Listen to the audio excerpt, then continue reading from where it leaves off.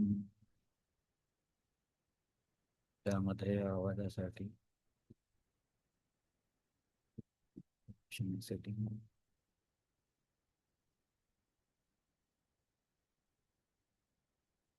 त्यामध्ये पण मॅक्सिमम आहे ऍप मध्ये पण. हरे कृष्णा आता येतोय का फारच कमी आहे? आता येतोय येतोय येतोय. होय प्रभूजी. नक्की ना? हो अजून कमी कमी झाला की आम्ही सांगू मग अजून. हा सांगा, नाहीतर मी म्हणतोय म्हणून तुम्ही. आता असंच ठेवा, काय तुम्ही हा सेटिंग केली ते. माहित आहे, मी जस्ट त्याच्यामध्ये check, voice will sound like they are coming from each person's position on the screen. तर शूरसेन महाराजांबद्दल सांगतायत की यदुवंशामध्ये शूरसेन नावाचे एक मोठे मोठे किंवा एक प्रभावी राजा होऊन गेले. त्यांनी मथुरा नावाच्या देशावरती राज्य केलं आणि त्यांची राजधानीचं नाव सुद्धा मथुराच आहे. तर जगामध्ये पण असे काही देश आहेत सध्या पण, की त्यांच्या देशाचं नाव आणि त्यांच्या राजधानीचं नाव एकच आहे. जसं मेक्सिकोची राजधानी पण मेक्सिको सिटी आहे. असे असे देश आहेत. मला वाटतं सिंगापूरचं पण तसंच आहे. तर हे असंच शूरसेन महाराजांच्या ह्याच्यामध्ये जे त्यांच्या देशाचं नाव आहे तेच त्यांच्या राज्याचं नाव होतं. आणि त्यांच्या शासनामुळे मथुरा ही सर्व यादव राजांची राजधानी झाली. अ, यदुवंशातील कुटुंबे अत्यंत धार्मिक होती आणि जसे भगवान श्रीकृष्ण द्वारकेत शाश्वतपणे निवास करतात तसे मथुरेत देखील शाश्वत निवास करतात. याचे त्या सर्वांना ज्ञान होते आणि मथुरा ही यदुवंशी राजांची राजधानी होण्यास हे दुसरे कारण होते. अ, हे राजधानी का त्यांनी निवडली त्यासाठी दोन कारणं दिली. एक तर या शूरसेन महाराजांनी प्रभावी राज्य केलं आणि मथुरेची अ, राजधानी म्हणून स्थापना केली.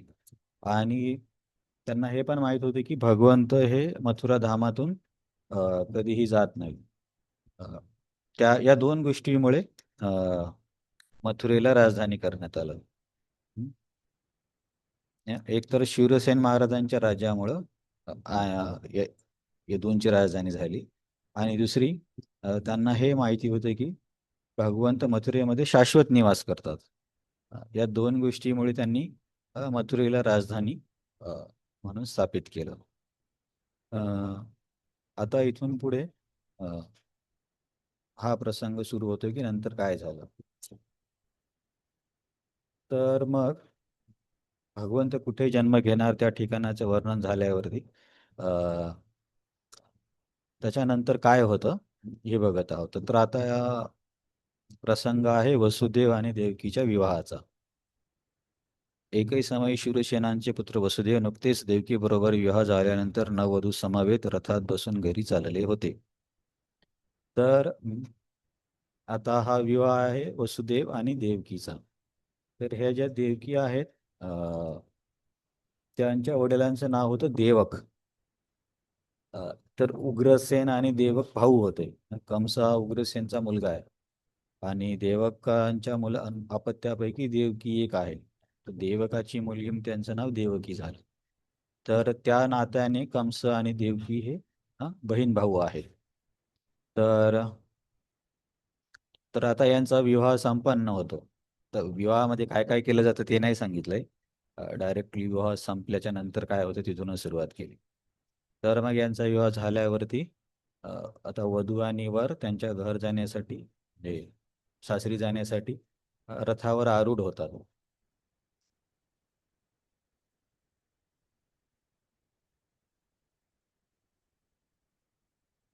हा. तर रथावर हे आरूढ झाले आणि आपल्या घरी जाण्यासाठी तयार झाले. तर मग यामध्ये ही जी वारात किंवा बरात किंवा हे जे वापस चाललेत ना, तर यांच्यामध्ये काय काय होतं ते सांगण्यासाठी समोर शुकदेव गोस्वामी सांगतात. अ, मला वाटतं त्याच्यानंतर त्याचं वर्णन नंतर येईल. तर हे विवाह झाल्यावरती दोघं रथामध्ये बसले आणि अ, कंस जो उग्रसेनचा मुलगा आहे, उग्रसेन आणि देवक भाऊ असल्यामुळे कंस देवकीचा भाऊ होतो.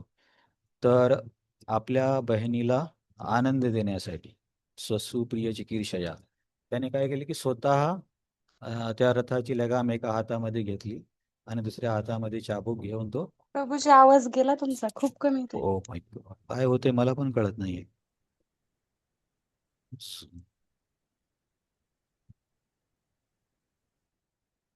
हरे कृष्णा. येतोय प्रभूजी आवाज?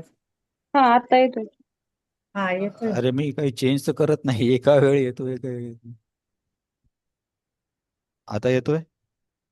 हो प्रभूजी येतोय ना. हा तर ठीक आहे. तर वसुदेव आणि देवकीच्या विवाहानंतरच्या प्रसंगाचं वर्णन आहे. तर ते दोघं आता घरी जाण्यासाठी रथावरती आरूढ झाले आणि कंस आपल्या बहिणीला आनंद देण्यासाठी किंवा सांत्वना करण्यासाठी अ, आता पहिले कसं होतं की म्हणजे आतापर्यंत जोपर्यंत मोबाईल फोन नाही आले अ, तोपर्यंत कसं होते की समजा एखाद्या मुलीचं लग्न झालं तर ती सासरी गेल्यावरती बहुतांश वेळा अ, दिवाळीच्या वेळेला यायची किंवा उन्हाळ्यात यायची किंवा काही काही ठिकाणी अ, वर्ष वर्ष पण त्या घरी नाही यायच्या. हम्म. तर तेव्हा कसं मग अशा वेळी तुम्ही बघितलं असेल की मुलींना मग अ, यांचं घर सोडून जाण्यास खूप दुःख होतं. अ, परंतु आता काय झालंय की सगळे हे video call, phone, mobile, social media हे कदाचित त्या तीव्रतेमध्ये विरहाची जाणीव होत नसेल. कारण आता काय लोक नवरी आता सासरी जाईपर्यंत अपडेट करू शकते फोनला की आता मी इथे पोहोचले, या गावावरती आले, या चौकावरती आले. तर त्याच्यामुळे कदाचित तशा प्रकारचा विरह जाणवत नाही जो की आधी होता. तर यामुळे कंसाने काय केलं की आता बहिणीला कुठल्याही मुलीला माहेर सोडून जाताना दुःख होणारच. तर तिला आनंद देण्यासाठी ते अ, कंसाने तिच्या रथाचे अ, लगाम आपल्या हातात घेतले. तर ही खूप मोठी गोष्ट आहे. अ, कारण कंस हा राजा आहे किंवा राजपुत्र आहे. तर अशी एवढी मोठी व्यक्ती रथ चालवणं हे साधारण नाहीये. तरी सुद्धा कंस याच्यातून दाखवतोय की देवकी त्याला किती प्रिय आहे. अ, देवकीच्या प्रेमापोटी मी हा रथ चालवतोय असा कंसाचा दाखवण्याचा प्रयत्न आहे. तर कंसाने आता रथाला घेतलं आणि हाकणार आहे. त्याच्या पूर्वी अ, शुकदेव गोस्वामी देवक महाराजांनी देवकीला काय काय दिलं त्याच्याबद्दल वर्णन करतात की त्या समयी उग्रसेनाचा पुत्र कंस याने स्वेच्छेने आपल्या भगिनी देवकी हिच्या प्रसन्नतेसाठी वसुदेवांच्या रथाच्या घोड्यांचे लगाम हाती घेतले आणि तो रथ हाकू लागला. हे बघा, जेव्हा मुलगी विवाहित होते तेव्हा तिच्या बंधूने तिला आणि आपल्या मेहुण्याला घरी पोहोचवायचे असते. हा वैदिक संस्कृतीतील एक शिष्टाचार आहे. असं आपल्याकडे आहे का? मी तर कधी ऐकलं नाही. आपल्याकडे नाही जात सोडायला. हा तेच तर, घ्यायला जातात नंतर. तर असेल काही वैदिक हिच्यामध्ये. अ, नवविवाहित मुलीला आपल्या पितृपरिवाराचा फारच विरह होण्याची शक्यता असते. जसं मी म्हटलं ना की काही काही मुलींना वर्ष वर्ष त्यांच्या माहेराकडे यायला जमायचं नाही. अ, किंवा जमलं तरी समजा काही दिवाळीला येतील तरी पण काही महिने अचानक आई वडिलांचं घर सोडून जायचं आणि नवीन ठिकाणी जायचं. ते कोणीच ओळखीचं नाहीये. सगळे अनोळखी व्यक्तीसोबत राहायचं. तर आणि आपल्या आई वडिलांच्या लहानपणापासूनच्या आठवणी अ, आठवताना कोणत्याही मुलीला साहजिक दुःख होणारच आहे. तर अशाच प्रकारे मुलींना विरह होऊ शकतो. परंतु आता मॉडर्न टाइम मध्ये काही सांगता येत नाही. अ, आणि म्हणून बहिणीच्या सासर घरी पोहोचेपर्यंत भाऊ तिच्यासोबत जात असतो. तर एक कारण ते सांगितले की आता मुलगी नवीन घरी चालली आहे, तिथे कोणी ओळखीचं नाहीये. ते तिचा पती किंवा सासरचे किंवा जे काही लोक असतील ते जर नवीनच आहेत तिला. अशा नवीन घरी जर समजा तिच्यासोबत कोणी माहेराकडून ओळखीची व्यक्ती आली तर काही वेळापुरतं तरी तिला ऍडजस्ट होण्यासाठी मदत होईल. मला वाटतं आता पण करतात, नवरीसोबत काही स्त्रिया जातात त्यांच्या सासरी काही दिवसासाठी. तर हा त्याच्या मागचा हेतू आहे की नवीन घरी गेल्यावरती अ, त्यांना ॲडजस्ट होण्यासाठी किंवा त्या अचानक झालेल्या विरहापासून ॲडजस्ट होण्यासाठी किंवा सेटल होण्यासाठी मदत व्हावी. तर कंसाने असा हा सोनेरी रथ आपल्या हातामध्ये घेतला चालवण्यासाठी आणि तो रथ चालवत आहे. तर मग यामध्ये शुकदेव गोस्वामी वर्णन करतात की देवक महाराजांनी वसुदेवांना अ, हुंडा काय काय दिला होता. हुंडा म्हणजे दहेज किंवा डावरी. तर याच्यामध्ये कसं आहे, आधुनिक काळामध्ये हुंडा हा शब्द आला की थोडंसं बोलायला पण लोकांना कठीण वाटतं. सगळ्यांकडे चालू आहे, पण बाहेर बोलणं थोडंसं कठीण वाटतं, कारण आता त्याला गुन्ह्यासारखं ठरवलंय. परंतु हा हुंड्यामागचा अर्थ काय होता, की आता मुलगी तर वडिलांचं घर सोडून जाणार आहे. मग आणि वडिलांचं घर सोडून गेल्यावरती तिला वडिलांच्या मालमत्तेमध्ये काहीच हक्क नसायचा. तर मग वडिलांना काय वाटायचं, की आता हिच्यासोबत जातानाच जेवढं शक्य आहे तेवढं मी हिला देईल. तर या हेतूने काय म्हणतात त्याला, हुंडा दिला जायचा. आवाज येतोय सर्वांना ठीक? हो प्रभूजी. हो येतोय प्रभूजी. हा, मग ठीक आहे. तर हे हुंडा देण्यामागचं कारण होतं की वडिलांच्या संपत्तीमध्ये त्यांना काही वाटा नव्हता. आता काय केलंय, उलटं केलं की हुंडा बंद करण्यासाठी बरेच प्रयत्न आहेत आणि मुलींना पण वडिलांच्या प्रॉपर्टीमध्ये हक्क दिला आहे. तर सेमच झालंय, फक्त पद्धत उलटी केली आहे. तर याच्यामध्ये काय झालं की वडील इच्छेने जे शक्य आहे तेवढं द्यायचे, परंतु लोकांनी काय केलं त्याला मागणी किंवा जबरदस्ती म्हणजे दिलंच पाहिजे किंवा जेवढी मागणी आहे तेवढी दिलं पाहिजे, असं केल्यामुळे ही पद्धत क्रूर वाटते किंवा चुकीची वाटते. परंतु त्याच्या मागचा आशय वेगळा होता की मुलगी आता माझं घर सोडून जाणार आहे आणि कोणत्याही वडिलांना मुलगी तर प्रिय असणारच आहे. तर मग आता माझ्याकडून जे शक्य आहे मी तिला देईल, या भावनेने ते द्यायचे. नंतर लोकांनी आता ते हुंडाबळी वगैरे ते एकदम विचित्र स्वरूप आहे. प्रत्येक गोष्टीचं तसंच झालं. जसं की आधी सती जायच्या. तर सती जाण्यामागचा उद्देश काय होता की अ, बऱ्याचशा स्त्रियांना आता त्यांच्या पतीच्या विरहापासून जीवन जगणं शक्य नव्हतं.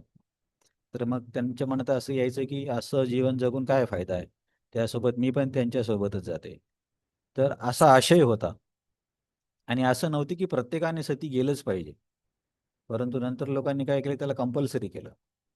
आणि मग ही गोष्ट त्याच्या मागचा आशय वेगळा असूनही थोडीशी बदनाम झाली. तर तसंच या हुंड्याच्या संदर्भात पण आहे. प्रत्येक गोष्टीचं तसंच होत आहे. मंदिराच्या ठिकाणी पूजा, आता काही लोक काय जबरदस्तीने दक्षिणा मागणार, मग लोकांची श्रद्धा कमी होते. तसंच या हुंड्याबद्दल पण झालं. तर देवक महाराजांनी काय काय दिलं, सोन्याच्या हाराने सजवलेले 400 हत्ती. आता सध्याच्या काळामध्ये काय आपल्याला हत्ती एवढं महत्व वाटणार नाही. सध्या काय कुणाच्या घरामध्ये लॅम्बोर्गिनी किंवा फेरारी किंवा रोल्स रॉयस अशी कार असली तर त्या व्यक्तीला खूप श्रीमंत मानलं जातं. आणि अशी कार फार फार कमी लोकांकडे अशा कार आहेत, कारण त्या कारची किंमत करोडोंमध्ये आहे. तर तसंच पूर्वी काय होतं की व्यक्तीकडे धान्य, हत्ती, घोडे ही संपदा किती आहे याच्यावरून त्याची श्रीमंती ठरली जायची. जसं आपण त्या एका काय म्हणतात त्याला, एका सुभाषितामध्ये चर्चा केली होती ना, धनानी भूमौ पशवच गोष्टे, भार्या गृहद्वारी जने स्मशाया, पशवोच्च गोष्टे. म्हणजे तेव्हा पशुवरून व्यक्तीची श्रीमंती समजली जायची. तर आता सुद्धा एक हत्ती जरी आपल्याला पाळायचा असेल तर खूप कठीण आहे, कारण हत्ती एका दिवसाला टन कितीतरी टन गवत खातो. तर हत्तीला पाळणं सामान्य व्यक्तीला शक्य नाहीये. ज्याच्याकडे बरीच प्रॉपर्टी आहे तेच लोक हत्तीला पाळू शकतात. तर देवक महाराजांनी 400 हत्ती दिले. म्हणजे देवक महाराजांची श्रीमंती किती असेल? 400 हत्ती दिले म्हणजे त्याच्यापेक्षा जास्त हत्ती त्यांच्या घरी असतील ना, किंवा ऍटलिस्ट कमीत कमी 50-50 तरी केला असेल. 50 मुलीला 50 मुलाला. 800 हत्ती जरी पकडलं तर 800 हत्तीचं काळजी, त्यांना सांभाळणारे कामगार हे सर्व मिळून देवक महाराज किती जास्त श्रीमंत असते. आणि ते हत्ती पण असे दिले नाही की फक्त हत्ती दिला, तर त्या हत्तीला पण सोन्यांचे हार घालून दिले. आता काय सोनं एवढं महाग झालंय. मी लहान होते तेव्हा 4,000 रुपयाला एक तोळा होता. आता 1,50,000 रुपयाला एक तोळा झाला. इतक्या लवकर इतकं जास्त वाढलं. तर जसं जसं हे भाव वाढत जातील तसं तसं लोकांना काय होईल, शास्त्रातले हे वर्णन ऐकून वाटेल की अरे असं थोडी होतं. सोन्याचे हार कोण घालणार आहे हत्तीला? परंतु आपण जर त्यांना सांगितलं 20-30, अरे आमच्या लहानपणी एक 4,000 रुपयाला होता तोळा, तर कदाचित लोकांना विश्वास ठेवायला कठीण जाईल. तसंच याचं पण आहे. आता आपल्याला विश्वास ठेवायला कठीण झालं. पण तुम्ही ऐकलं असेल की इंग्रजांनी अनेक जहाज भरून भारतातून सोनं घेऊन गेले. तर इथे देवक महाराज आपल्या स्वतःच्या इच्छेने त्यांच्या मुलीसाठी हा हुंडा देत आहे. त्याच्यामध्ये त्यांनी 400 हत्ती दिले, 1500 घोडे दिले.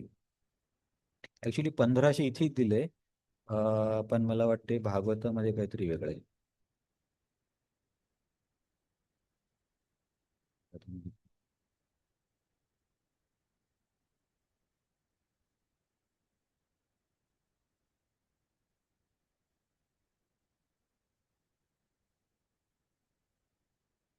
400 हत्ती, 10,000 घोडे आहेत. ते 1500 घोडे लिहिले, पण 10,000 घोडे आहेत. आणि रथ किती आहेत? रथ 1,800, बरोबर, रथ 1,800 आहेत. आणि 200 मुली त्यासोबत त्याची सेवा करण्यासाठी दिली. त्याचा विचार करा, व्यक्तीला एवढं तो देऊ शकतोय म्हणजे त्याची श्रीमंती किती असेल. 400 हत्ती, 10,000 घोडे, 1500 रथ, 200 मुली. आता एखाद्या व्यक्तीकडे 200 लोक काम जरी करत असले तरी त्याला खूप मोठं समजलं जातं. हे तर 200 मुली फक्त त्यांच्या मुलीला सेवा करण्यासाठी त्यांनी दिले. म्हणजे त्यावेळची श्रीमंती किंवा ऐश्वर्य किती जास्त होतं. तर मग आता अशा याच्यामध्ये हा काय करतोय, कंस रथाला हाकतोय किंवा रथाला समोर घेऊन जातोय. प्रभुपाद काय म्हणतात, क्षत्रियांची विवाह पद्धती जी वर्तमान समय देखील भारतात प्रचलित आहे असे दाखविते की जेव्हा एक क्षत्रिय विवाह करतो तेव्हा वधूच्या 20-25 तरुण मैत्रिणी देखील राजाच्या घरी जातात. आता प्रभुपाद म्हणतात की आता पण भारतात अस्तित्वात आहे. म्हणजे प्रभुपाद हे केव्हा सांगतायत, 1970च्या आसपास. 1970च्या वेळेस पण काही राजे होते, जसे की आता पण आहे ना ते काय इंदोरला तिथे एक राजकुमारी राणी आहे, तर त्यांचं नाव एका कार्यक्रमात आलं. आणि राजपूत लोकांची पण बरेच राज्य होते, तर कदाचित त्यांच्यामध्ये असं होत असेल. परंतु आपल्याला तर याचा अनुभव नाहीये. राणीच्या अशा अनुचर सखी दासी म्हणून ओळखल्या येतात, परंतु राणीच्या मैत्रिणी म्हणूनच वागत असतात. ही प्रथा अनादी काळापासून चालत आलेली आहे. निदान 5,000 वर्षापूर्वी भगवान श्रीकृष्णांच्या अवतरणापूर्वी तिचे अस्तित्व होते असे कळते. तर देविकीच्या सेवेसाठी त्यांनी 200 मुलीला पण पाठवलं सेवा करण्यासाठी. मग आता ही रथ चालतोय, कंसाने रथ एका हातामध्ये लगाम पकडली, दुसऱ्या हातामध्ये चाबूक आहे. वसुदेव आणि देवकी रथामध्ये बसलेले आहेत. त्यांच्या मागे 400 हत्ती आहेत. त्यांच्या मागे 10,000 घोडे आहेत. त्यांच्या मागे 1,500 रथ आहेत. आणि त्यांच्या मागे मागे समोर असतील 200 मुली आहेत. आणि बरंच सैनिक. म्हणजे किती मोठी यात्रा झाली. तर एवढं सर्व चालत होतं देवकीला तिच्या घरी सोडण्यासाठी. आणि जाताना वातावरणामध्ये काय म्हणता येईल, आपण म्हणतो ना शुद्धता, किंवा काय म्हणता येईल याला, शुभ वातावरण निर्माण करण्यासाठी काय केलं जायचं की काही वाद्य वाजवले जायचे.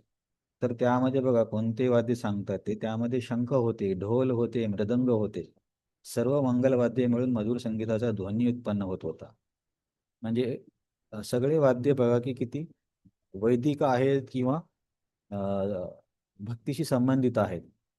परंतु आता सध्या काय होतं, म्हणजे मी तरी आता बऱ्याच वर्षापासून लग्नात गेलो नाही, पण मी जेव्हा लग्नात बघायला जायचो तर प्रत्येक लग्नामध्ये ते एकच गाणं, मुंगळा मुंगळा म्हणून. तुम्ही ऐकले की नाही मुंगळा?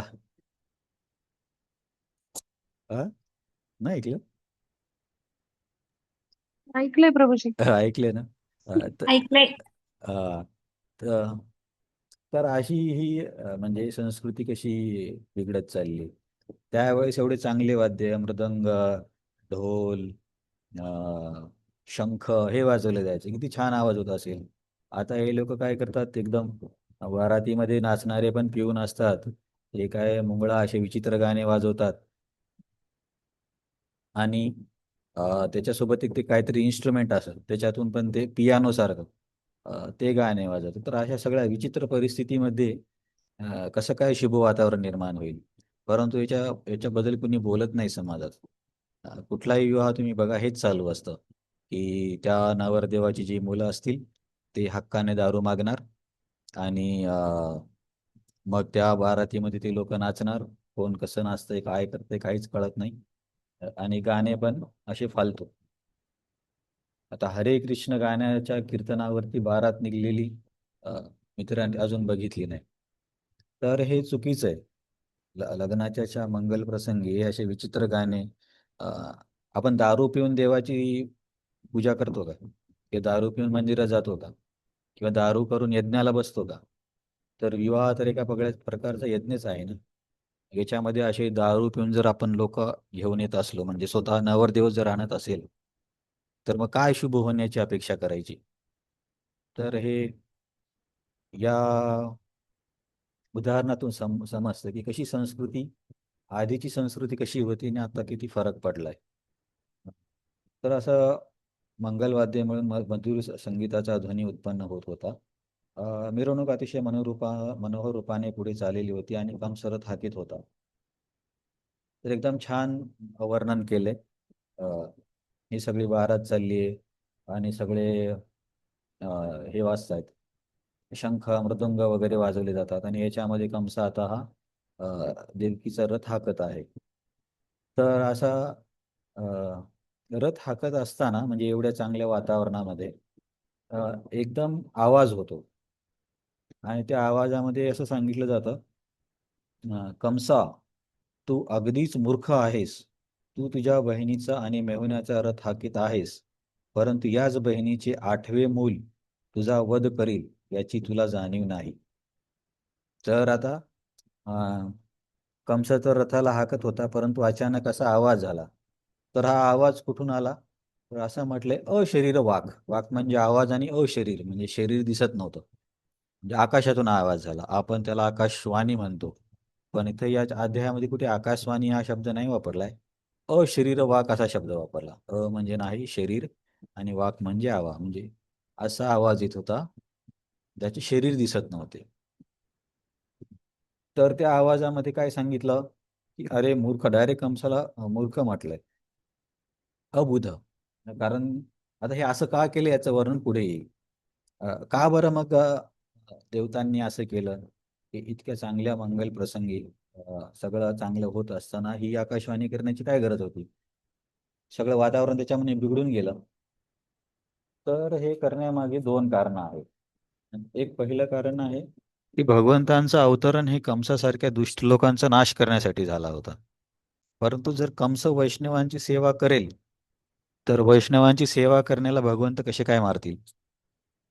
तरी ते वैष्णव कोण होते? देवकी आणि वसुदेव. हा. देवकी आणि वसुदेव. तर देवकी आणि वसुदेव यांच्यासारख्या महान वैष्णवांची जर सेवा केली, इतका मोठा श्रीमंत व्यक्ती इतका नम्र होतोय की स्वतः रथ चालवतोय, तर अशी सेवा की जर तो करत राहिला, तर मग त्याला कसे काय भगवंत मारणार? म्हणून देवता काय करतात की हे अशा प्रकारची आकाशवाणी करतात ज्यामुळे कंसाचा खरा स्वभाव बाहेर येईल. असं नाही की ती आकाशवाणी ऐकण्याच्या आधी कंस खूप चांगला व्यक्ती होता, म्हणजे दयाळू होता, अ, सर्वांवर त्याचे प्रेम होते, असं नाहीये. फक्त काही वेळासाठी आता कसं हे मेकअप केल्यासारखं आहे. काही वेळासाठी बाहेरचं सोंग होतं. तर आपण असं पण म्हणू शकत नाही की त्या आकाशवाणीमुळे चांगला कंस वाईट झाला, असं नाही. कंस वाईटच आहे, पण तो जो जो बाहेरचा त्याचा दिखावा होता, तो याच्यामुळे उघडा पडला. तर हे एक कारण दिलं का बरं अशी आकाशवाणी केली की जर या व्यक्तीने वैष्णव सेवा केली तर भगवंत याला मारणार नाहीत.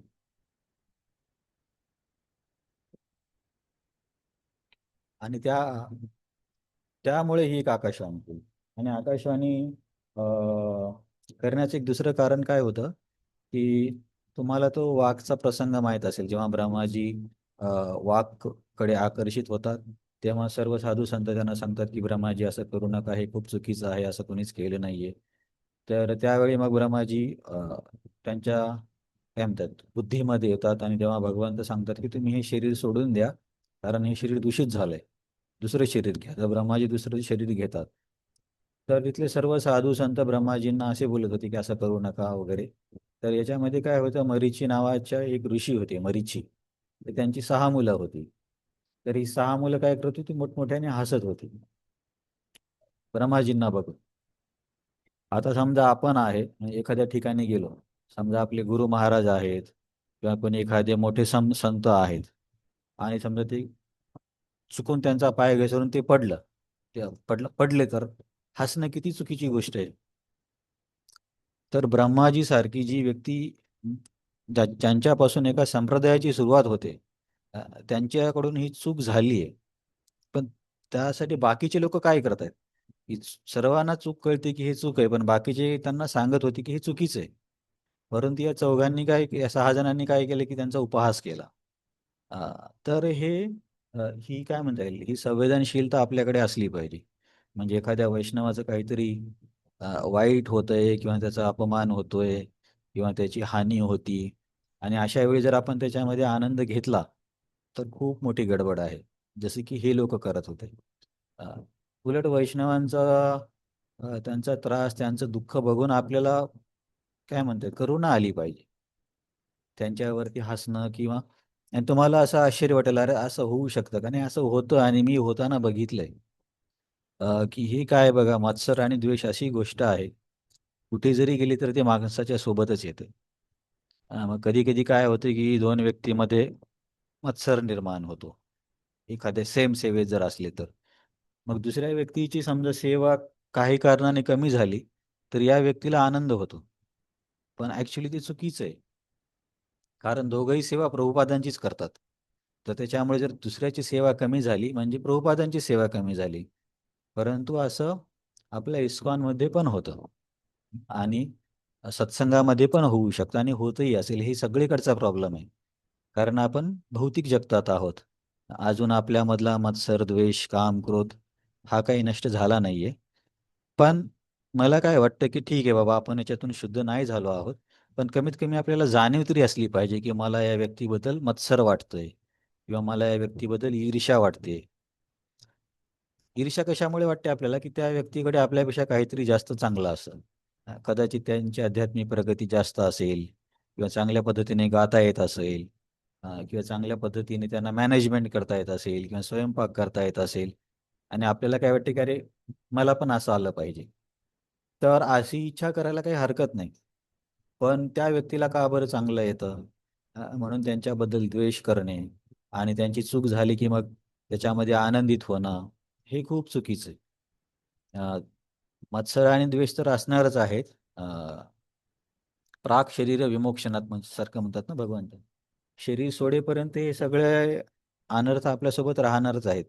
पण कमीत कमी व्यक्तीने जागरूक तरी असलं पाहिजे, की माझा कोणता अनर्थ सध्या काम करतोय. आणि मग त्याच्यावरती सध्या तर आपण शुद्ध नाहीये, का आला असं म्हणू शकत नाही. पण ठीक आहे, जरी माझ्या मनामध्ये असा विचार आला, तरी भगवंतांना जाऊन सांगितलं पाहिजे, की आम्ही सर्व तर तुमची सेवा करतोय, माझ्यामध्ये का बरं असा विचार येतोय? आणि मी तुम्हाला कशा पद्धतीने चांगली सेवा करू शकेल, त्याच्यासाठी तुम्ही मला शक्ती द्या, मार्गदर्शन द्या आणि त्या समोरच्या व्यक्तीची सेवा पण चांगली होऊ द्या. कारण सर्व तर आपण एकाच गोष्टीसाठी प्रयत्न करतो आणि सर्वांना भगवंतांकडे घेऊन यायचंय.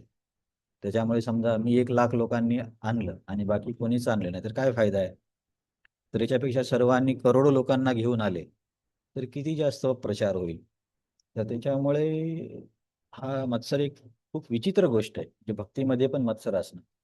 एका तात्पर्यामध्ये प्रभुपाद लिहितात, की असा मत्सर भक्तांमध्ये पण बघायला मिळतो, की दुसऱ्या भक्ताची प्रगती होत असलेली बघून त्यांना सहन होत नाही. आता तुम्ही प्रभुपादांच्या बाबतीतच बघा ना, प्रभुपाद जेव्हा भारतात होते त्यांनी संन्यास घेतला, त्यांना कोणीच मदत केली नाही. ते त्यांच्या एका गुरुभावाच्या आश्रमात राहायला गेले, तर तिथं त्यांना म्हणजे कपडे नव्हते घालण्यासाठी.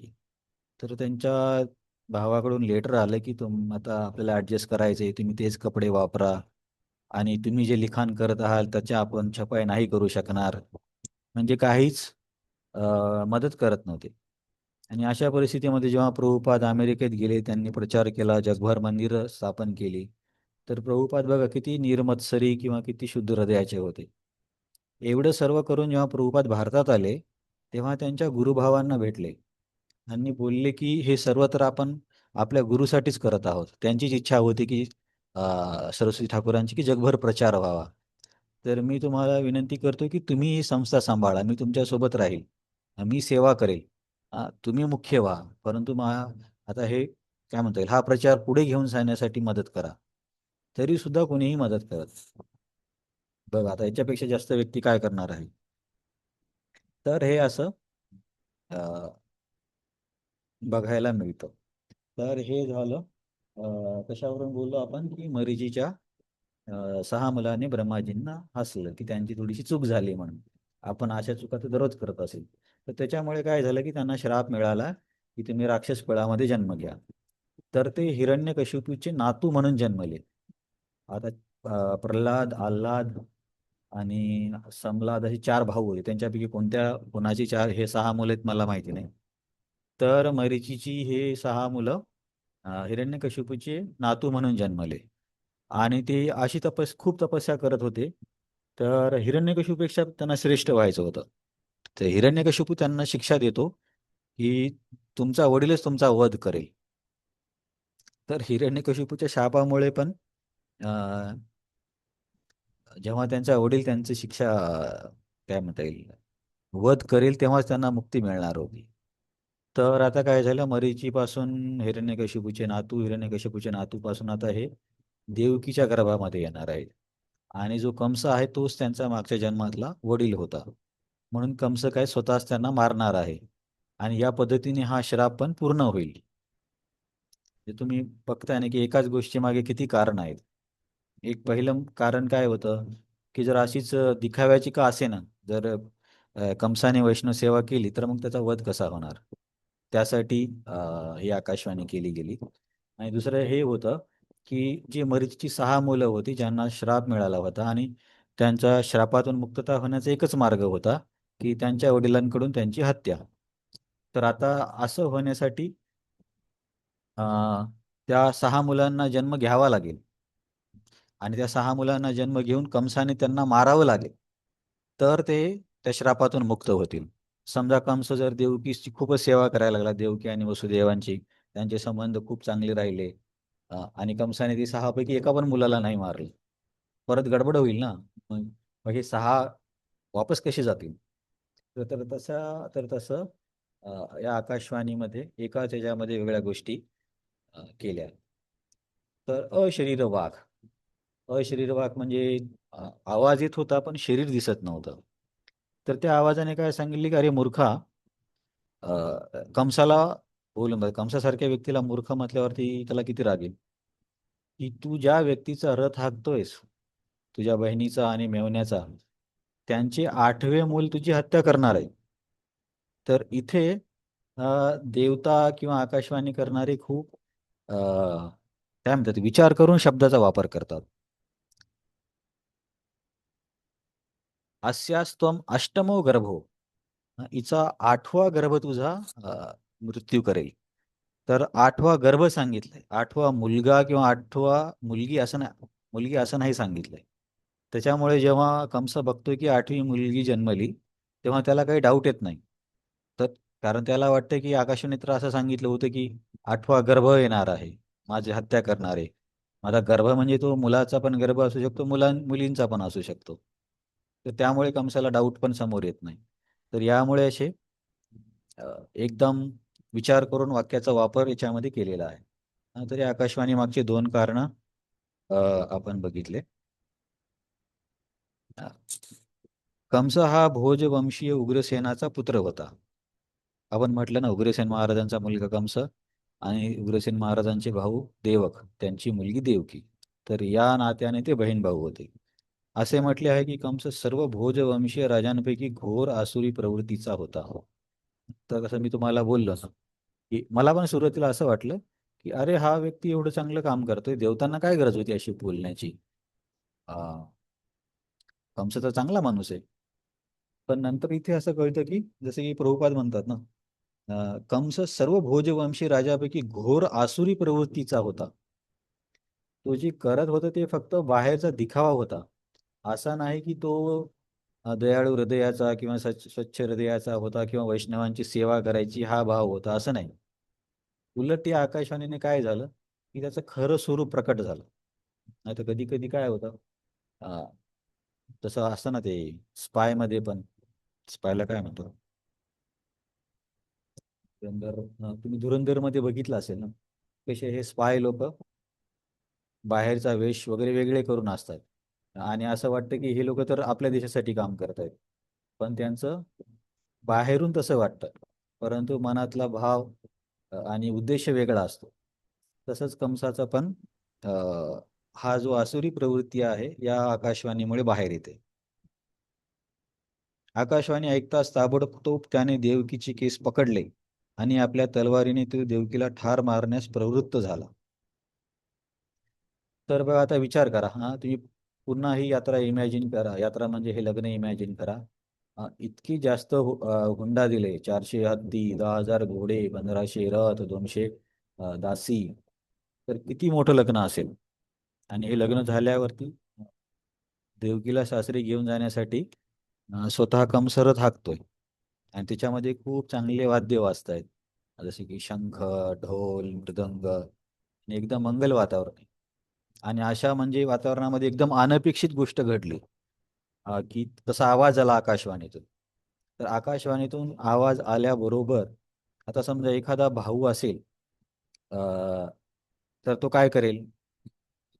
समजा एखादी व्यक्ती दुष्ट जरी असली तर ते काय म्हणेल, ठीक आहे, हिचा 8वा मुलगा मला मारणार आहे ना, हिला मी लपून पॉइझन देतो म्हणजे लोकांना कळणार नाही मी मारलं म्हणून.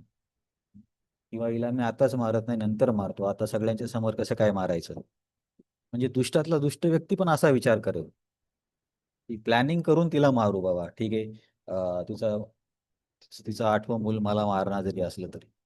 परंतु कंसाची क्रूरता आणि त्याची नीचपणा याच्यातून कळतं की तो व्यक्ती तिथेच त्याच ठिकाणी, हा, त्याच्या डाव्या हातामध्ये लगाम होती, त्या डाव्या हाताने तो देवकीची केस पकडतो. आता नवरीची केस पकडले ते मी विचार करा, ती नेमकी तिचे व्यवस्थित कपडे वगैरे असतील, अशा वेळेस तिची केस पकडतो हा व्यक्ती डायरेक्ट. असं तर आपण सामान्य लोकांमध्ये पण बघत नाही. असं म्हटलं जातं की वृद्ध व्यक्ती, लहान मुलं, ब्राह्मण, स्त्रिया यांना कुठल्याही परिस्थितीमध्ये मारलं नाही पाहिजे, किंवा त्यांचा वध नाही केला पाहिजे. तर तुम्ही त्याच्यामुळे आहे की नाही माहीत नाही, तुम्ही बघितलं असेल की स्त्रियांना मारणं आजही समाजामध्ये चांगलं समजलं जात नाही. आजही त्याला नीच कार्य म्हणतात. आणि यामुळे जेव्हा श्रीरामचंद्रांना पहिले ताटकाला मारायचं होतं, तर ते थोडे हिचकिचट करत होते की अरे स्त्री येईल कसं मारू, हिला कसं मारू. तेव्हा विश्वामित्र म्हणतात की ही स्त्री आहे म्हणून विचार करू नका, ही खूप दुष्ट आहे. म्हणून अशा दुष्ट व्यक्तीला जी की इतरांना त्रास देते, मारण्यामध्ये काही पाप नाहीये. तेव्हा त्याच्यामुळे तुम्ही ताटकाचा वध करा. तर विचार करा, ताटका एवढी विचित्र आणि पापी व्यक्ती असून सुद्धा श्रीराम विचार करत होते की हिला मी कसं मारू, ही तर स्त्री आहे. तर याच्या उलट कंसाची तर ही बहीण आहे आणि ती बिचारी राजघराण्यातली, तिने कधीच काही वाईट केलं नाही, अशी एकदम शांत मुलगी. आणि हिला मारण्यासाठी हा व्यक्ती क्षणाचा पण विचार करत नाही, नंतरची प्लॅनिंग पण करत नाही, तिथेच मारण्यासाठी तयार होता. असं जेव्हा कृष्ण लीलेमध्ये पण पहिल्यांदा मारण्यासाठी भगवंतांना पूतना येते, तर त्याच्यामध्ये भगवंत डोळे बंद करतात, तर आचार्य याच्यावरती खूप मोठं तात्पर्य देतात. तर एक कारण असं होतं की भगवंत म्हणत होते की अरे पुन्हा मला पहिल्यांदा स्त्रीलाच मारावं लागणार. तर मागच्या वेळेस पण ताटका आली पहिल्यांदा आणि यावेळेस पण पूतना आली. तर भगवंतांना पण आवडत नव्हतं तिला मारण्यासाठी. तर मी सांगण्याचा काय प्रयत्न करतो की हे वैदिक हे आहे, काय म्हणता येईल, वैदिक शिक्षा आहे किंवा वैदिक सिद्धांत आहे. वृद्ध व्यक्ती, ब्राह्मण, लहान मुले आणि स्त्रिया यांना कुठल्याही परिस्थितीमध्ये जीवे नाही मारलं पाहिजे. तर श्रीराम तर एकदम पापी व्यक्तीला पण जीवे मारण्यापासून म्हणजे त्यांना आवडत नव्हतं. आणि ते हा व्यक्ती कंस आहे. त्याच्या स्वतःच्या बहिणीला, असं नाही की ती राक्षसीन होती किंवा शत्रूकडून आलेली होती किंवा कंसासाठी तिने काही प्लॅनिंग केली होती, असं नाही. लहानाची मोठी तर तिच्या समोरच झाली ना ती. तर अशा आपल्या नेहमी जे आता तुम्ही पण बघा, आपण समजा बहीण भाऊ आहोत, किती जरी भांडण झालं तरी या स्तराला कोणी नाही जाणार. डायरेक्ट एकदम त्याचा खूनच करून टाकायचा. तर हा व्यक्ती तसं करतो. नंतर समोर वसुदेव त्यांना म्हणतील पण, अरे कंसा, ही तर तुझ्या मुलीसारखी आहे आणि कोणी स्वतःच्या मुलीला मारतं का? का बरं तिला अशा वेळेस मारतोय? तर हा व्यक्ती बघा किती आसुरी प्रवृत्तीचा आहे. तो देवकीला मारण्यासाठी अ, लगेच तयार झाला. आणि मग वसुदेव काय करतात या परिस्थितीमध्ये? तर इथं सांगितले की कंस हा व्यक्ती ज्याला काही लाज नाहीये, ज्याला आपण म्हणतो ना, लाज लज्जा शरम काहीच नाही, जो अतिशय क्रूर आहे, ज्याला कशाची लाज लज्जा वाटत नाही, त्याला फक्त स्वतःची इंद्रिय तृप्ती पाहिजे. त्याच्यामध्ये काही आलं तर तो त्याला नष्ट करणार. तर त्याच्या इंद्रिय तृप्तीमध्ये काय आलं की आता देवकीचा मूल त्याचा मृत्यू करणार. मग तो काय विचार करतो की जर देवकी जर नाही राहिली तर मूल कुठून जन्म घेणार? तर इतक्या स्वार्थी प्रवृत्तीने तो एवढ्या खालच्या दर्जाचं काम करतो. एवढ्या समाजामध्ये आपल्याच बहिणीचे केस पकडायचे डाव्या हाताने आणि उजव्या हाताने तलवार काढायची. तर तो सीन किती खतरनाक असेल. म्हणजे देवकीच्या आई वडिलांना, इतर नातेवाईकांना काय वाटत असेल. आणि सर्वांना हे पण माहिती की हा कंस काही ऐकण्यासारखा व्यक्ती नाहीये, फार काही करता पण नसतं आलं.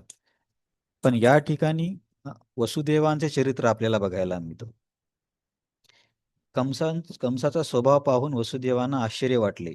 त्या क्रूर आणि निर्लज्ज मेहुण्याला शांत करण्याकरिता वसुदेव युक्तिवाद आणि प्रमाणासहित मोठ्या विवेकाने बोलू लागले. तर तिथं वसुदेवांचे चरित्र बघा कसं आहे. तर हा प्रेमविवाह नाहीये. वसुदेव आणि देवकीचा विवाह प्रेमविवाह होता का? होता की नाही? अरे यांना आवाज येतो की नाही येतो का कळत नाही मला. येतोय प्रभूजी नाही आवाज? प्रभूजी. हा, मग बोला ना ते, मी काहीतरी. तर मी तेच बोललो, जर तुम्हाला शक्य असेल, इंटरनेट चांगलं असेल तर तुम्ही व्हिडिओ ऑन करू शकता. ठीक आहे, यावेळेस नाही केलं तरी चालेल, पुढच्या वेळेस करा म्हणजे मला कळेल तरी. तर इथे वसुदेवांचं चरित्र खूप चांगल्या पद्धतीने आपल्याला बघायला आहे. तर बघा, आता वसुदेव आणि देवकी हा काही यांचा प्रेमविवाह नाही, हा यांचा अरेंज मॅरेज आहे.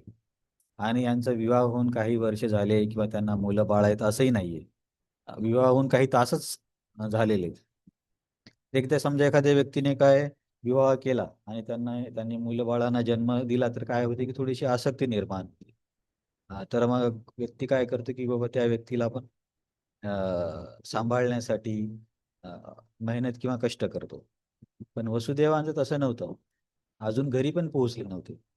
तर वसुदेव काय बोलू शकले असते की ठीक आहे ना बाबा, अ, तुझ्या बहिणीचा 8वा मुलगा तुला मारणार आहे, तुझी बहीण तू घे, मला याच्याशी काही घेणं देणं नाही, मी चाललो माझ्या घरी. आणि असं जरी केलं असतं तरी सहसा कोणी काही बोललं नसतं की बाबा ठीक आहे, स्वतः आता वसुदेव तरी काय करतील, तो कंस होताच असा म्हणून त्यांना असं करावं लागलं, असे लोक बोलले असते. आणि नंतर वसुदेवांचे इतर 8 विवाह पण होतात. असं नाही की त्यांनी एकच विवाह केला. आणि असं असूनही वसुदेव काय जेव्हा विवाह करतात, त्याच वेळी देवकीची जबाबदारी स्वतःवरती घेतात. हं. तर अ, हे त्यांच्या महान चरित्राचं वर्णन आहे किंवा दर्शन आहे. आपल्याकडे काय करतात बघा, विवाहामध्ये खूप मोठा समारंभ असतो. बरेच लोक येतात, मग त्यात वेगळे काम कार्य पूजा वगैरे केल्या जातात.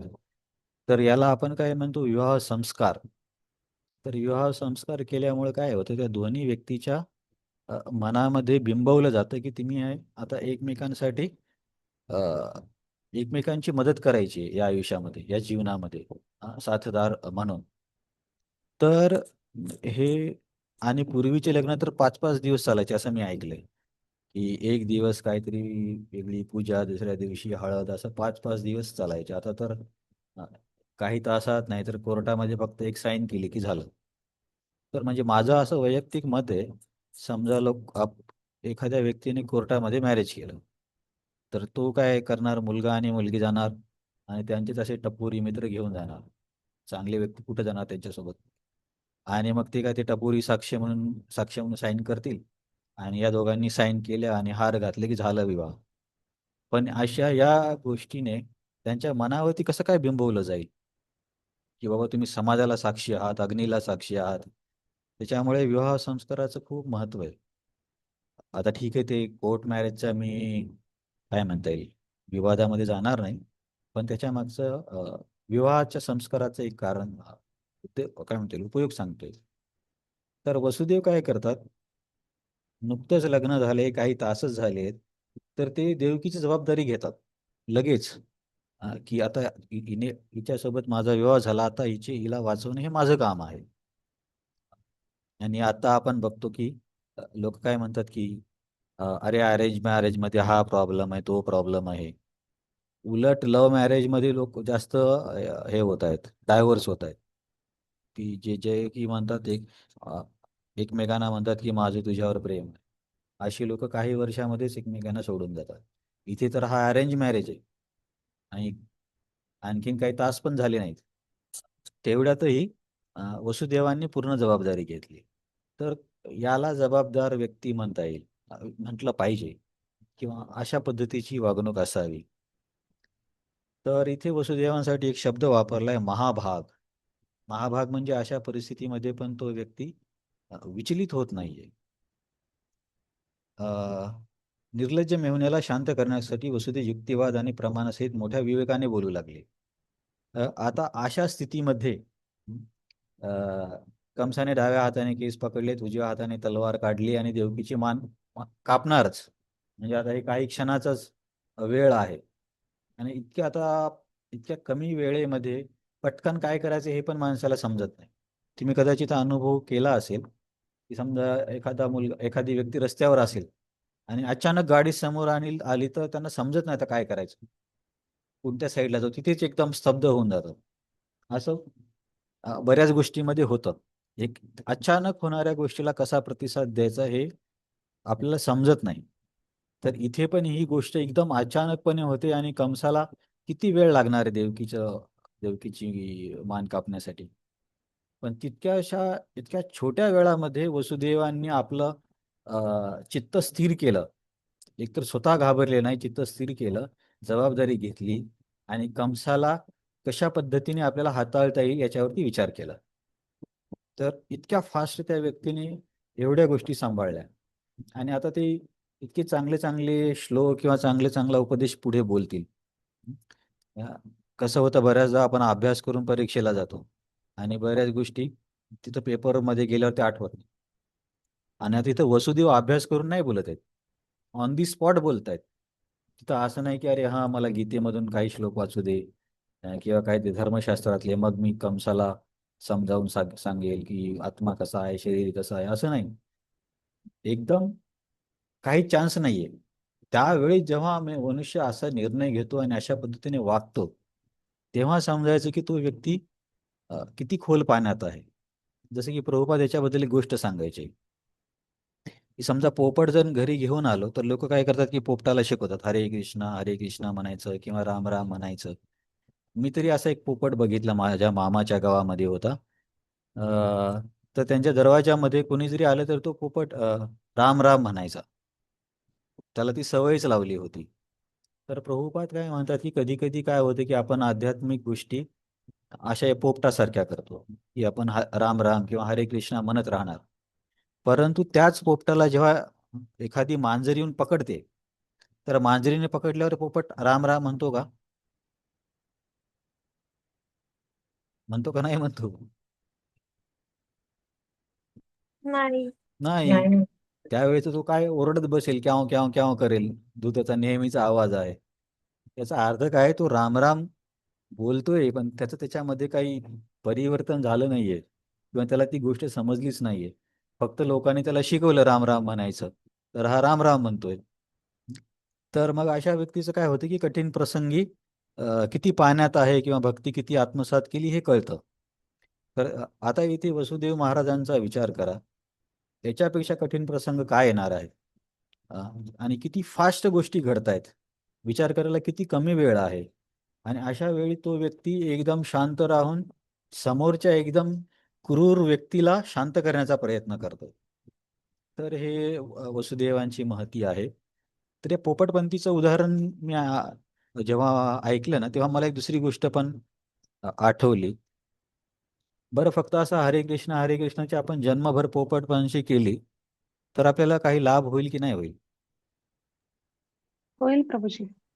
आपण इथे तर प्रभुपाद म्हणतात की काय फायदा, तो तर मांजराने पकडल्यावरती राम राम तर म्हणत नाही. पूर्ण फायदा नाही होणार. आ? पूर्ण फायदा नाही होणार, पण हा, उदाहरण, याचं उदाहरण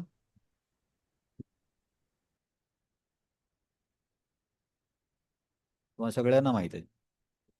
अजामिल.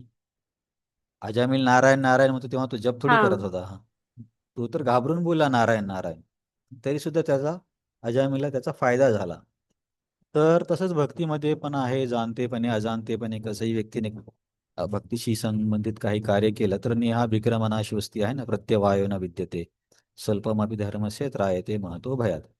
कुठल्याही पद्धतीने व्यक्ती भक्तीमध्ये भक्तीशी संबंधित काही जरी करत असला तर त्याचा त्याला लाभ नक्कीच होतो. जसं आपण म्हटलं, आपण एकदा सत्संगामध्ये उदाहरण घेतलं होतं की समजा एखादी विजेची तार आहे, समजा त्याला अभक्ताने हात स्पर्श केला तरी त्याला करंट लागणारच आहे, आणि भक्ताने केलं त्याला पण लागणार आहे. तसं भक्तीमध्ये जो भक्तान तसा काही ना काही प्रमाणामध्ये त्या व्यक्तीवरती पण होणार आहे. परंतु हे पोपटाचं उदाहरण कसं, त्याच्यामध्ये दोन उदाहरणं आपल्याला ह्या दोन्ही गोष्टी वेगळ्या पद्धतीने बघाव्या लागतील. पोपटाचं उदाहरण हे समजावण्यासाठी आहे की पूर्णपणे मनोभावाने भक्ती नाही केली, फक्त दिखाव्याची भक्ती केली, त्याच्यामध्ये आपण उतरलो नाही, तर कठीण प्रसंगी आपल्याला भगवंतांची आठवण येणार नाही. अंतकालेच्या मामेव स्मरण मुक्त्वा कलेवरम झालं पाहिजे ना. ते कसं, आपण जर पोपटासारखं क्याव क्याव करत बसलो तर कसं काय विष्णुदूत येतील? म्हणून आपल्याला सराव करायचा. म्हणून आपण इस्कॉनमध्ये सगळ्या गोष्टी काय याच्याच भोवती करत असतो. सकाळी मंगल आरती, मग गुरु आरती, मग भागवतम क्लास, मग वैष्णव सेवा, बाहेर जाऊन प्रचार करणे, असेल तर घरातील भगवंतांना भोग लावणे. 24 तास काही ना काही भक्तीशी निगडीत करायचं, की जेणेकरून हे फक्त वरवर न राहता हे आपल्याला आत्मसात होईल. तर हे फार महत्वाचं आहे. तर अशा वेळी वसुदेव ही व्यक्ती किती श्रेष्ठ आहे हे बघायला मिळतं. आणि त्यांना एकदम एका क्षणामध्येच त्यांनी सगळं समजून डिसिजन पण घेऊन टाकला, आता काय करायचं. मग तेव्हा ते कंसाला बोलायला सुरुवात करतात. हे कंस, तू तर भोज वंशाचा प्रसिद्ध राजा आहेस. तू एक सर्वश्रेष्ठ वीर आणि शौर्यवान राजा आहेस, हे सर्वश्रुत आहे. तर मला सांगा, अं, कंस भोज वंशाचा चांगला राजा होता का नव्हता?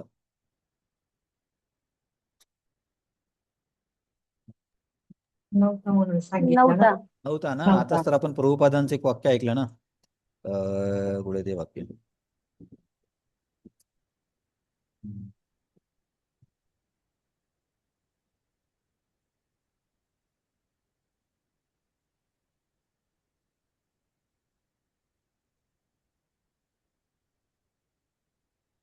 ते भोज वंशामध्ये आताच तर वाचलं.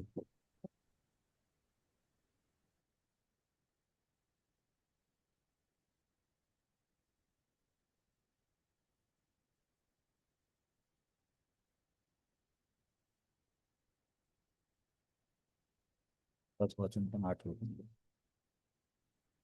नाही.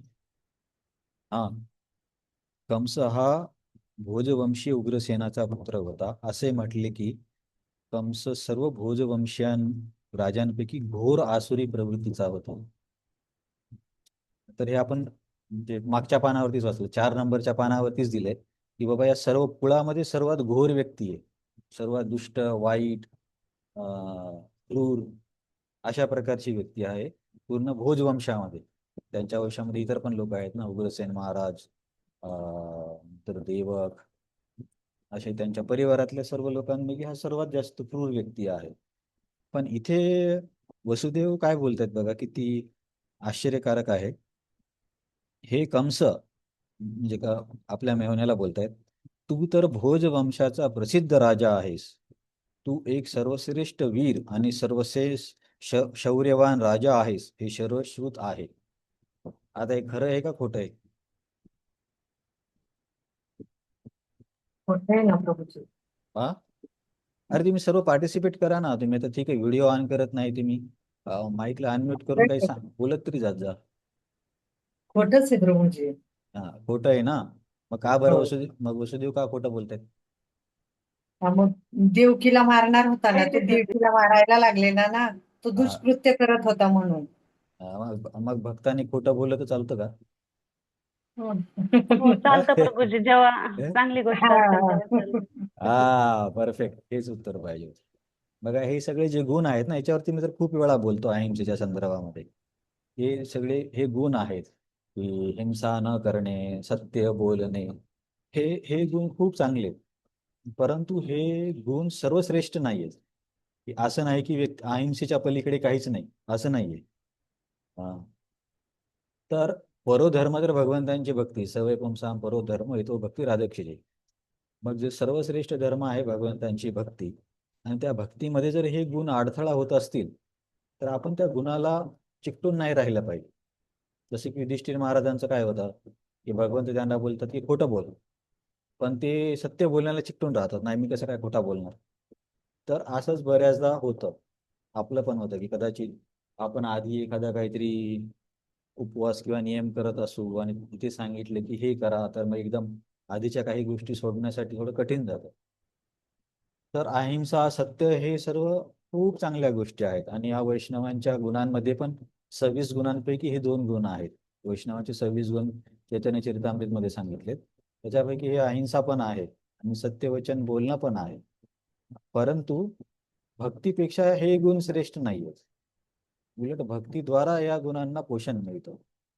त्यामुळे या गुणांना आसक्त राहून भक्तीला धोक्यात टाकणं योग्य नाही. जसे की युधिष्ठिर महाराजांचं उदाहरण आहे. नंतर एक आपण त्या ब्राह्मणांचं उदाहरण बघितलं, ते गाय समोरून जाते आणि ते ते समजतात की मी कसं काय खोटं बोलू, आणि त्या कसायला ते गायीचा रस्ता दाखवतात. तर ते खोटं बोलले असते तर प्रॉब्लेम जास्त झाला नसता, पण ते सत्य बोलल्यामुळे त्यांना खूप मोठी शिक्षा मिळाली.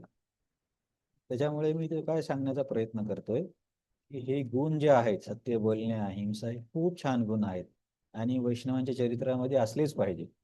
परंतु ते गुण जेव्हा आपल्या भक्तीला अडथळा करत असतील किंवा इतर वैष्णवाला धोका पोहोचवत असतील, आणि अशा वेळी आपण त्या गुणांना चिकटून राहणं हा अपराध आहे.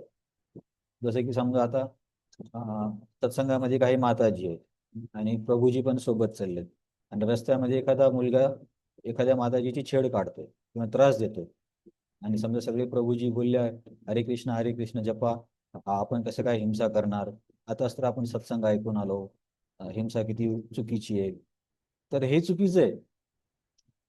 तुम्ही वैष्णवांची मदत केली पाहिजे, वैष्णवांची सुरक्षा हे महत्वाचं आहे त्या अहिंसेपेक्षा.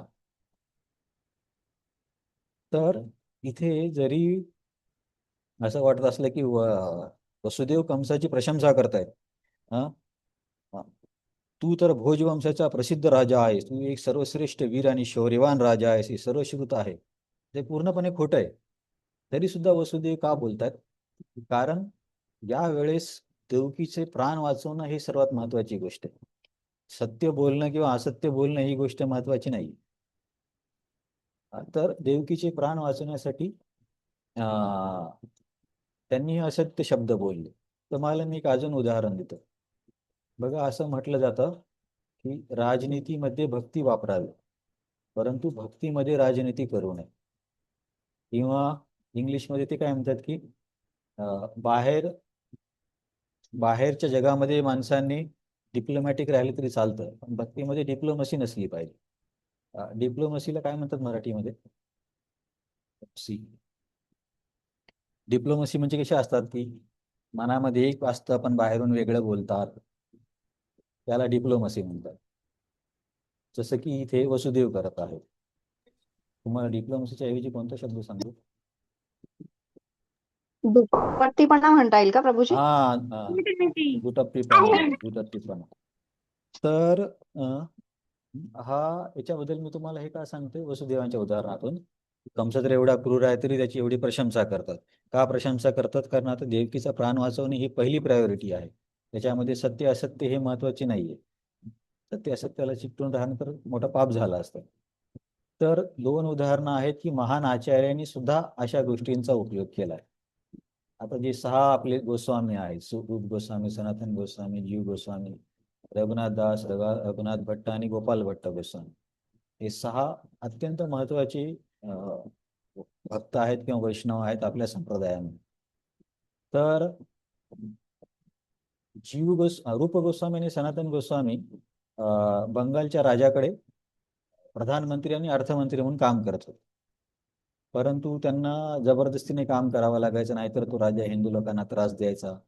परंतु जेव्हा चैतन्य महाप्रभू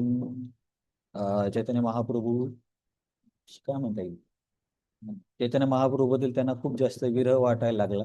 तर तेव्हा त्या दोघांनी ठरवले की आता आपण बस सोडून द्यायचं. तर सोडून देताना रूप गोस्वामी निघून जातात, काहीच न सांगता. आणि काहीच न सांगता रूप गोस्वामी निघून गेले. मग राजा बघतो की अरे, रूप गोस्वामी पण येत नाही दरबारात, सनातन गोस्वामी पण येत नाही दरबारात. आणि मग राजा म्हणतो काय झालं? तर ते म्हणतात की सनातन गोस्वामींनी कळवलं की मी आजारी आहे. राजा म्हणतो ठीक आहे, आपण जाऊन बघू. तर तिथे जाऊन बघतायत तर खूप मस्त भक्ताचा समुदाय आहे. सगळे लोक भागवतम घेऊन बसलेत आणि सगळ्या भागवतांवरती चर्चा चालू आहे. तर तो राजा म्हटला, अरे हा कुठला आजारी माणूस आहे, तू चल पटकन माझ्या सेवेमध्ये मदत कर. मी दुसऱ्या राज्यावरती आक्रमण करण्यासाठी जात आहे, तुला तोपर्यंत राज्य सांभाळायचं, असे सनातन गोस्वामीला राजा म्हणतो. सनातन गोस्वामी तेवढे पॉवरफुल व्यक्ती होती. ते असं नाही की फक्त त्यांना शास्त्र येत होतं किंवा आपले कसं साधू म्हटले की आपल्या मनामध्ये कसा विचार असतो, एकदम सडपातळ असणार, एकदम शांत शांत असणार, असं आपली एक इमेज आहे. परंतु सनातन गोस्वामी एकदम इंटेलिजंट व्यक्ती होती, तेव्हा तर त्यांना प्रधानमंत्री बनवलं ना. पण सनातन गोस्वामी काय म्हणतात, नाही आता माझी इच्छा नाहीये, मी नाही करणार हे सर्व. तर मग तो म्हणतो की ठीक आहे, याला त्याच्यामध्ये टाका, जेलमध्ये टाका. तर जेलमध्ये टाकतात सनातन गोस्वामी. तर रूप गोस्वामी काय करतात, जाण्याच्या आधी 10,000 सोन्याचे शिक्के एका व्यक्तीकडे ठेवून जातात, की ज्याची कदाचित सनातन गोस्वामीला गरज पडेल. तर सनातन गोस्वामी काय करतात एके दिवशी, की त्यांचा जो गार्ड असतो, जो मुस्लिम व्यक्ती आहे, तर त्याची खूप हे करतात, त्यामध्ये त्याची खूप बढाई करतात. अरे आप तो जिंदा पीर है, जिंदा पीर हा शब्द वापरलाय, आप तो जिंदा पीर है, आपको भी मक्का जाने को कितना अच्छा लगता है, मैं अगर बाहर गया तो आपको मक्का जाने का पुण्य मिलेगा. असं खूप गोड गोड गोड बोलून त्याला एवढं पटवतात सनातन गोस्वामी. तरी पण ते बघतात की याच्यामध्ये फरक पडत नाहीये. मग ते काय करतात की ठीक आहे, आणि मी माझ्याकडून तुम्हाला 5,000 सोन्याचे शिक्के पण देतो. त्याला सोन्याचे शिक्के देतात, तरीही त्याला काही फरक पडत नाही. तर अजून 5,000 सोन्याचे शिक्के देतात. ते सनातन गोस्वामी तर काय केलं, पूर्णपणे डिप्लोमसी वापरली. आता त्या व्यक्तीने कधी त्याच्या धर्माचं पण पुस्तक वाचलं नसेल, पण त्याला हे म्हणतात तू जिंदा पीर आहे. जिंदा पीर म्हणजे जिवंत संत. तर त्याला एखाद्या सामान्य गाढ व्यक्तीला जर कोणी इतकी मोठी व्यक्ती असं बोलत असेल, तर त्याला किती चांगलं वाटत असेल. तर सनातन गोस्वामी असं खोटं बोलून किंवा डिप्लोमसी वापरून तिथून आपली सुटका करून देतात. मग तो त्यांना सोडायला तयार होतो, पण तो म्हणतो की राजाला कळालं तर काय होईल. सनातन गोस्वामी म्हणतात की राजाला सांगा की गंगेवरती सकाळच्या क्रियेसाठी सनातन गोस्वामी गेला आणि तो पाण्यात पडला आणि वाहून गेला. तर मला काय सांगायचंय की सनातन गोस्वामी, रूप गोस्वामी हे एवढे महान आचार्य आहेत, जे की आध्यात्मिक जगतामध्ये मंजिरी आहेत, ते सर्व गुण संपन्न आहेत, पण तरी सुद्धा त्यांनी अशी डिप्लोमसी वापरली. तर याचा अर्थ काय होतो की स्वतःची भक्ती वाचवण्यासाठी किंवा भक्ताचे रक्षण करण्यासाठी गरज पडली तर डिप्लोमसी वापरावी लागेल. नाहीतर कधी कधी काय तुम्हाला पण असं वाटायचं की अरे आपण इस्कॉनमध्ये तर म्हणतो की असं नाही केलं पाहिजे, तसं नाही केलं पाहिजे, पण इथे तर आपण असं करतोय. पण पण मग नंतर कळलं की परंतु त्याच्या मागचा उद्देश हा आहे की अधिकाधिक लोक भक्तीमध्ये आले पाहिजे. तर जर भक्तीसाठी मदत करत असेल तर अशी डिप्लोमसी करायला काही हरकत नाही. परंतु असं नसावं की भक्तीमध्ये येऊन डिप्लोमसी कर. बाहेरच्या जगात केली तर चालेल, पण भक्तांमध्ये नाही करायला पाहिजे. की या भक्तांमध्ये समजा राजकारण करणे किंवा एकमेकांमध्ये वैर करणे किंवा वेगवेगळे गट निर्माण करणे आणि काहीतरी करून स्वतःला एखादी पोझिशन प्राप्त करण्याचा प्रयत्न करणे, हे नाही करायला पाहिजे. हे खूप चुकीच्या आणि अपराधाच्या गोष्टी आहेत. परंतु ह्या सगळ्या गोष्टी भक्ती मिळण्यासाठी आपण वापरू शकतो. पण याचा अर्थ असा नाही की सगळीकडेच खोटं बोलत फिरायचं, जेव्हा गरज पडेल तेव्हा. कारण काय असतं, व्यक्ती जो नेहमी नेहमी जी गोष्ट करतो ती स्वभावामध्ये बसून जाते. तसंच यांचं काय होतं, रघुनाथदास गोस्वामींचे वडील आणि काका हिरण्य मुजुमदार, आणि दुसऱ्यांचं नाव काय होतं, हिरण्य मुजुमदार, त्यांचं नाव मला आठवतं, वडील आणि काका. तर त्यांच्याकडे टॅक्स जमा करण्याचं राजाने एक पद दिलं होतं. तर ते काय करायचे की मिळालेल्या टॅक्सपैकी जेवढे द्यायला पाहिजे तेवढे राजाला नाही पाठवायचे, काही काढून ठेवायचे एक्स्ट्रा त्यांच्या पगारापेक्षा. आणि तिथेच एक मुस्लिम व्यक्ती पण होती त्या ठिकाणी, आणि त्या मुस्लिम व्यक्तीला अपेक्षा होती की यांनी हे जे एक्स्ट्रा कमावलंय हे मला दिलं पाहिजे. पण हे दोघं देत नाहीत, हिरण्य मुजुमदार आणि त्यांचे भाऊ. तर हा काय करतो, तो मुस्लिम व्यक्ती राजाला तक्रार करतो, आणि राजाला तक्रार केल्यावरती हे दोघं भाऊ फरार होऊन जातात, म्हणजे रघुनाथदास गोस्वामीचे वडील आणि काका, की आता आपल्याला पकडायला येणार म्हणून. तर तेव्हा तो मुस्लिम व्यक्ती रघुनाथदास गोस्वामींच्या घरी येतो आणि ओरडायला लागतो की अरे हे कुठे, तो कुठे, आता तुलाच पकडतो. तर रघुनाथदास गोस्वामींना पकडण्याचा प्रयत्न करतो.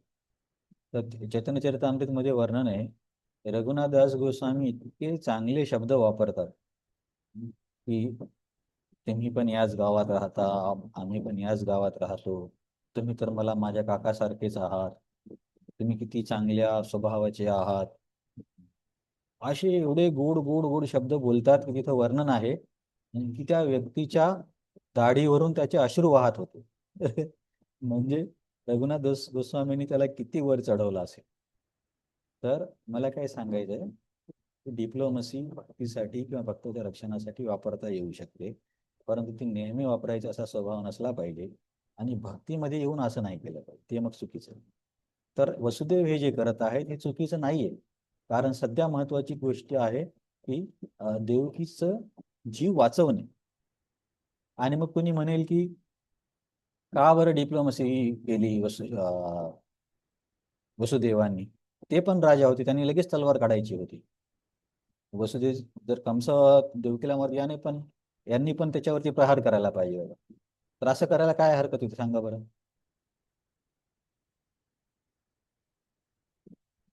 पहिली गोष्ट तुम्हाला कळली असेल ना की त्यांनी डिप्लोमसी वापरली, की कंसाची प्रशंसा करायला लागले की अरे तुम्ही तर भोजपळामध्ये किती महान आहात, तुमच्यासारखा श्रेष्ठ वीरच नाही झालाय. नाही, सर्व खोटं होतं.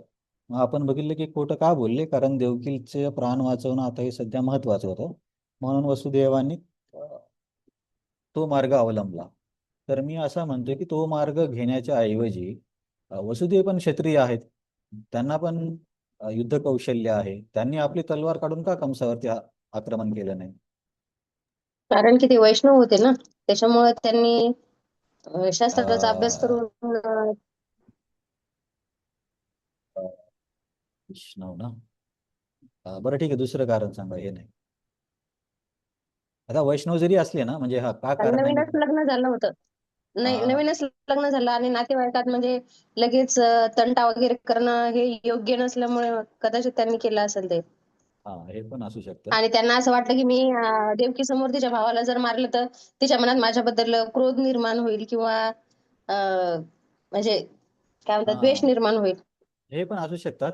पण एक महत्वाचं कारण हे सांगितलं जातं की कंसाला पराभूत करणं शक्य नाही हे त्यांना माहिती होतं की कंस खूप शक्तिशाली आहे, त्यांना मी पराभूत करू शकत नाही.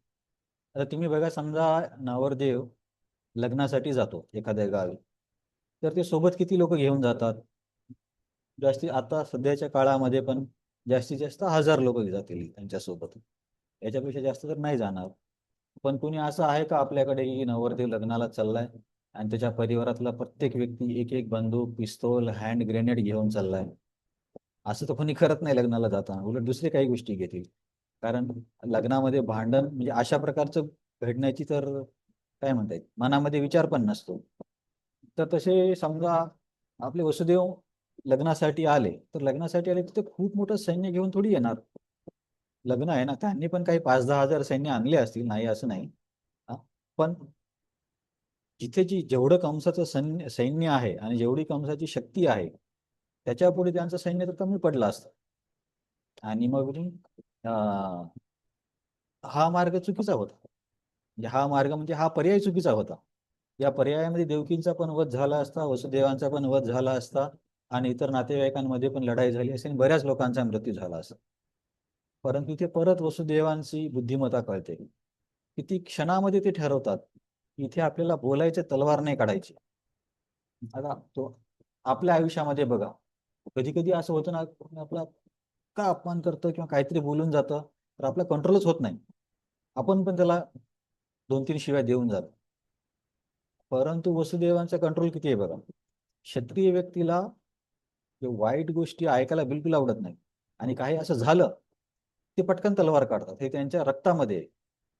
क्षत्रिय लोकांच्या रक्तामध्येच हे लढाई करणं.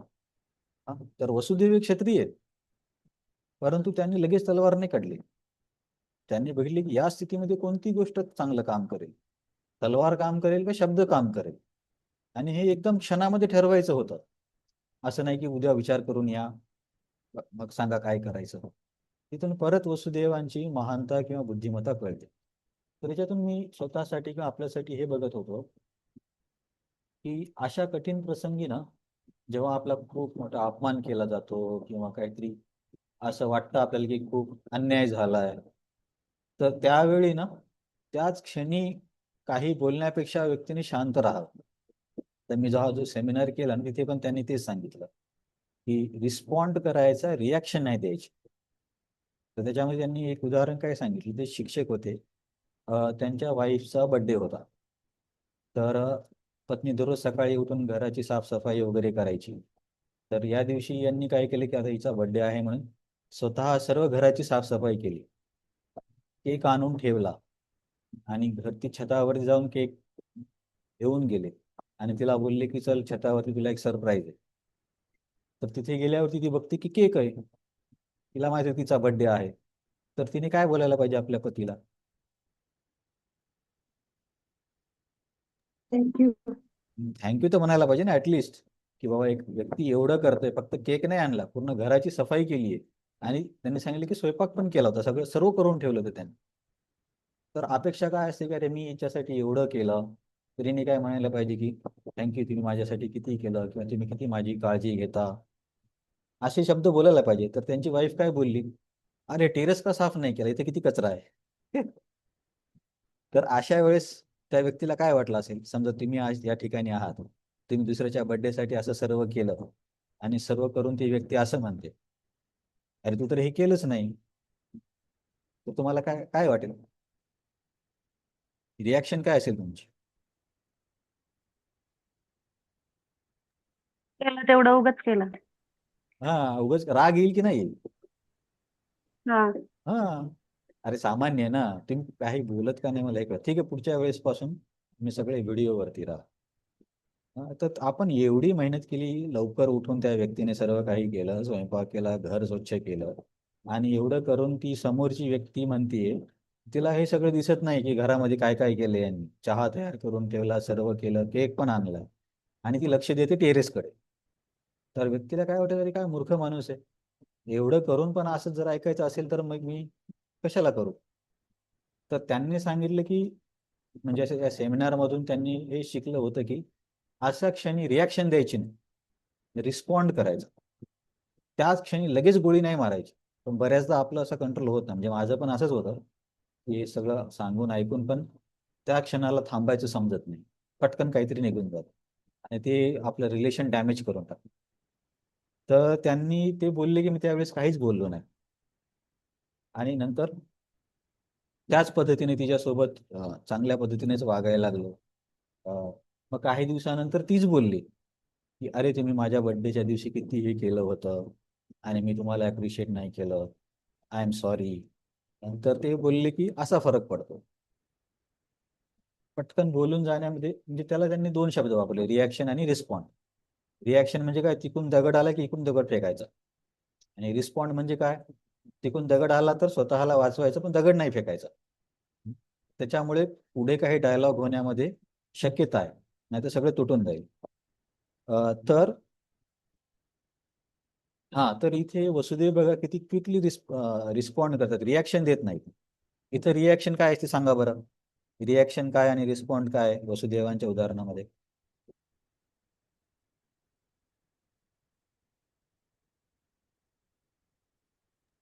रिॲक्शन काय असते? रिस्पॉन्ड म्हणजे त्यांनी ते जसे वागले त्यांच्या सोबत तशाच प्रकारे वागणं आणि म्हणजे रिएक्शन म्हणजे तसं आणि हा. रिस्पॉन्ड म्हणजे थोडा वेळ थांबून त्यांनी विचार करून मग काही जे हे करायचं ते. Perfect perfect. तेच केलं वसुदेवाने. रिॲक्शन काय असती, अरे तू क्षत्रिय का, मी पण क्षत्रिय आहे, काढतो तलवार, ही रिॲक्शन झाली असती. पण त्यांनी रिस्पॉन्ड केला. काय रिस्पॉन्ड केला, हा व्यक्ती तर एकदम दुष्ट आहे, याच्याकडून आपल्याला अपेक्षाच नाही चांगली वागण्याची आणि याला मारू पण शकत नाही. म्हणून काय करायचं की आता काय केलं पाहिजे की चांगले शब्द बोलायचे. तर याला म्हणतात रिस्पॉन्ड. तर बघता की तुम्ही वसुदेव महाराजांचं किती चरित्र इथं म्हणजे बघायला मिळतं. तर येथे वसुदेव महाराज त्यांना काय म्हणतात की तुम्ही तर सर्वश्रेष्ठ वीर आहात. तू इतका क्रोधाविष्ट झाला आहेस की तू एका स्त्रीला आणि तीही स्वतःची बहीण असताना तिच्या शुभ विवाह प्रसंगी तिला ठार मारण्यास उद्युक्त आहेस. तू मृत्यूची इतकी धास्ती का घेतोस? एक तर पहिले काय बोलले की तुझे या भोज कुळामध्ये सर्वात श्रेष्ठ तूच आहेस. तर राजकारणामध्ये तुम्ही ऐकलं असेल की 4 नीती असतात, साम दाम दंड आणि भेद. तर इथे दंड वापरण्याची शक्यताच नव्हती, कारण युद्ध करणं शक्यच नव्हतं. आता हे काय करतात पुढच्या काही श्लोकामध्ये बघायला मिळेल.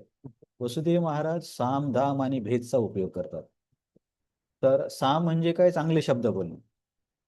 तर चांगले शब्द बोलण्यामध्ये काय असते की त्या व्यक्तीची प्रशंसा करणे किंवा त्या व्यक्तीशी नातेसंबंध सांगणे किंवा असं वागल्याने त्या व्यक्तीला काय मिळेल हे सांगणे, याला म्हणतात साम. तर साम मध्ये काय केलं वसुदेवांनी की त्यांना म्हटलं की तू या कुळामध्ये सर्वात श्रेष्ठ आहे असे बोलले.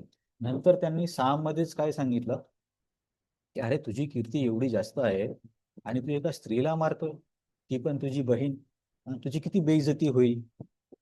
आता तुझं एवढं नाव आहे जगभरामध्ये, सगळे लोक काय म्हणतील, अरे हा तोच कंस आहे ज्यानं आपल्या बहिणीला मारलं. तर इथे ते या सामचा उपयोग करतात की तुझी काय आहे, भगिनी, तुझी बहीण आहे. तर आणि हिचा हा विवाहाचा प्रसंग आहे.